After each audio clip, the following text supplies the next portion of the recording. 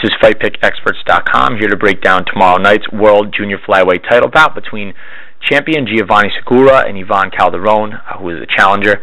In the first bout, which was one of the best of 2010, Calderon-Segura scored a shocking knockout with one punch, which was a body shot to stop the previously unbeaten Calderon. This time the roles are reversed, as previously Segura headed to Calderon's hometown in Puerto Rico, and this time the bout will take place in Mexico as part of a pay-per-view. Calderon-Segura brings a record of 26-1-1 with 22 knockouts.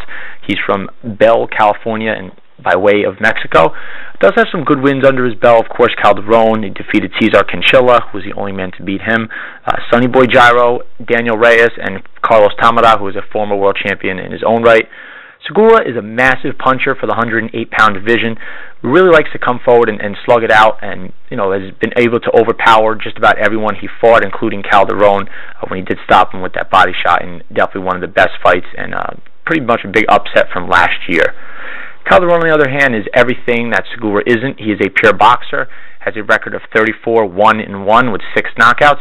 Very classy fighter, is great defensive movement. He's got good feet, quick hands, and he's very good timing on his punches.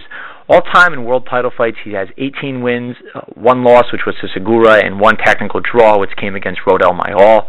So, he's really proven himself in these lower weight classes and was considered arguably the best fighter at 105, 108 pounds since the great Ricardo Lopez. On the other hand, you have to look at the fact that Calderon has slowed down a bit over the last few years. Much like some of the other great boxers throughout history, when they get older, they're not really as effective, being that a lot of the better fighters, when they get older, who are able to keep what they once had, are guys who are punchers. Calderon, as we've seen in the last couple of years, has slipped a little bit. He's still quick and has good defensive movements, but they're not what they once were, where he was typically winning every round on all 3 scorecards. So in this one, we got to look for Segura to overpower him again. Naturally, he's going to have the advantage with the bout being in his home country, so Calderon really has the odds stacked against him. One of the lines that we did find has Segura as a 4-1 favorite, which I think is going to drop down either to 3-1 or 2.5-1, being that Calderon has shown in the past he can massively outbox someone. But I really think Segura has a lot more left in the tank, and I think he's figured out Calderon.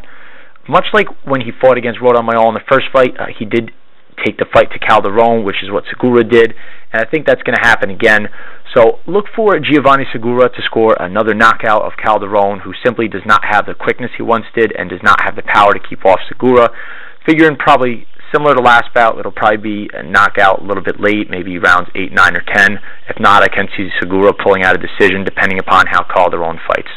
This is FightPickExperts.com, and thank you for listening.